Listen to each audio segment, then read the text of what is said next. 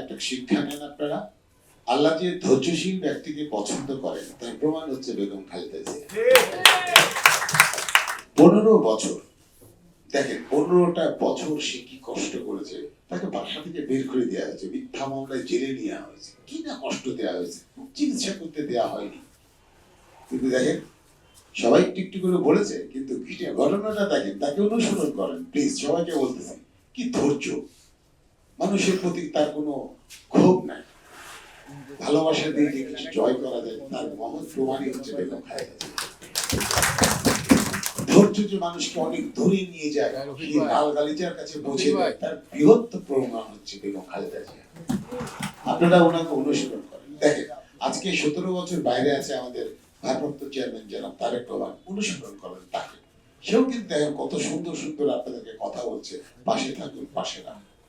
অথচ এই 15 বছর যারা আমাদেরকে অত্যাচার জুলুম করে শেষ করে দেওয়ার শেষ প্রান্তে নিয়ে গেছিল, সেখান থেকে কিন্তু ওই মহান আল্লাহ তাআলা আমাদেরকে উদ্ধার করেছে। এই মায়ের দোয়ার জন্য সারা দেশ আল্লাহর কাছে দোয়া করেছে। এটা ভালো করে চিন্তা করবেন। 5ই আগস্ট কিন্তু একটা অদ্ভুত মেরাকার ব্যাপার ছিল। 5ই আগস্টের আগ পর্যন্ত তাদের মধ্যে মেধা ছিল, লোক ছিল, বল ছিল, সবকিছু ছিল, কিন্তু তাদের আল্লাহ রাব্বুল আলামিন আওয়ামী লীগের মেধা শক্তিকে ব্লক করে দিয়েছিল। ভালো করে খেয়াল করবেন, তাদের সবকিছু আছে কিন্তু থেকেও তারা কিছু করতে পারেনি। অন্যায় করে কেউ বাঁচতে পারে না, তার প্রমাণই হচ্ছে এই আওয়ামী লীগ ভুয়া একটা সরকার। মিথ্যা দিয়ে শুরু করছে। 72-এর যে শেখ মুজিব ভোট চোর, চিন্তা করেন, প্রথম ভোট চোর কিন্তু শেখ মুজিব। মানুষ 74-এ না খেয়ে মরে গেছে, তার সন্তানকে মুকুট দিয়ে, সোনার মুকুট দিয়ে নেওয়া বিয়া দিয়েছে। বাক্সার কে তৈরি করেছে ভাই? তাহলে আপনি যদি শেখ মুজিব বাক্সার তৈরি করে থাকে, উনি কি গুণী ব্যক্তি? তাহলে গুণী ব্যক্তির জন্য যে আপনারা যে কাঁদছেন, কিছু কিছু লোকজন যারা কাঁদছেন, তাহলে এটা কি ভুয়া কান্না না? আপনারা গত বছরের 5ই আগস্টের পর যে 15 আগস্ট হয়েছিল কিছুই বলতে পারেননি, এখন আপনারা আবার লিখছেন গুণী মানুষের প্রতি আমাদের শ্রদ্ধা। উনি গুণী মানুষ হয় কি করে? 30,000 চাষাস করে চাষাস কর্মীকে মেরে ফেলেছে, রক্ষী বাহিনী তৈরি করছে, কত কি করেছে। ওইটারই প্রতিফলন করতে আসছিল খুনি হাসিনা।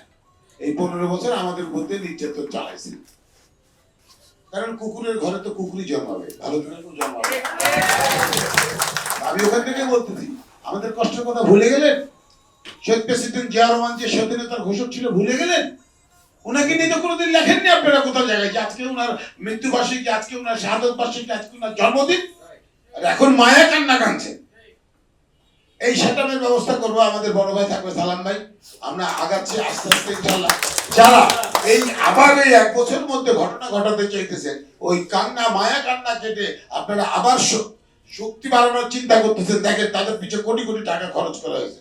আজকে সাকিব খান পর্যন্ত ওই কুখ্যাত বাপের জন্য কাঁদে যে আমার বাপের শ্রদ্ধাঞ্জলি। জুলাই আগস্টের রক্তগুলো বৃথা, এত ছাত্র জনতার রক্তগুলো বৃথা, এখনো কান্না লজ্জিত হয়ে পড়ে আছে।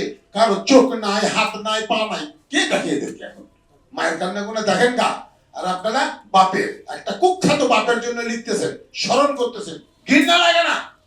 এটা কারো করে আমরা তাদেরকে এবার আসেন লাইনে, আমরা তাদেরকে কিন্তু পাশে রাখার চেষ্টা করেছি। আমাদের মধ্যে থেকে আমরা বলছি ভাই তুই আয়, ভাই তুই আয়, ভাই তুই আয়। এই জন্য এর 1 বছরের মাথাতে না আসতে তারা মনে করেন আবার চর্বি জমাইছে। এদেরকে যদি আপনারা সাহিত্য এখন পর্যন্ত না করতে পারেন, আগামীতে কিন্তু আপনারা ধরে যাবেন। কি জন্য বলবেন? বেগম জিয়া সবসময়ের জন্য একটা কথা বলতো, সাপকে বিশ্বাস করা যায়, আওয়ামী লীগকে বিশ্বাস করা যায়। অতএব এই কথাটা মাথার মধ্যে ঢোকা। বেগম জিয়া যতটুকু বলে ততটুকু শুনেন। আজান হচ্ছে, আমার বড় ভাই আজানের পরে কথা বলবে, আপনারা আমাদের সাথে থাকেন, আমরা ভালো কিছু করার চেষ্টা করব। আজানটা হলে আমার বড় ভাই আজকে আমাদেরকে দিক পরিবেশন দিবেন, আমাদেরকে দিক দিবেন, আজকে মায়ের জন্য দোয়া করবেন। উনি থাকাকালীন উনি বাঁচবেন, উনি অনেক কিছু দেখে যাবেন। পার্লামেন্টে দেখে গেছে না, উনি তো বলেছিলেন গোপালীদের পালায় যেতে হবে, আওয়ামী লীগের গন্ধ বার হয়, গন্ধ না, ওরা মাটি থেকে আর উঠতে পারবে না ইনশাল্লাহ।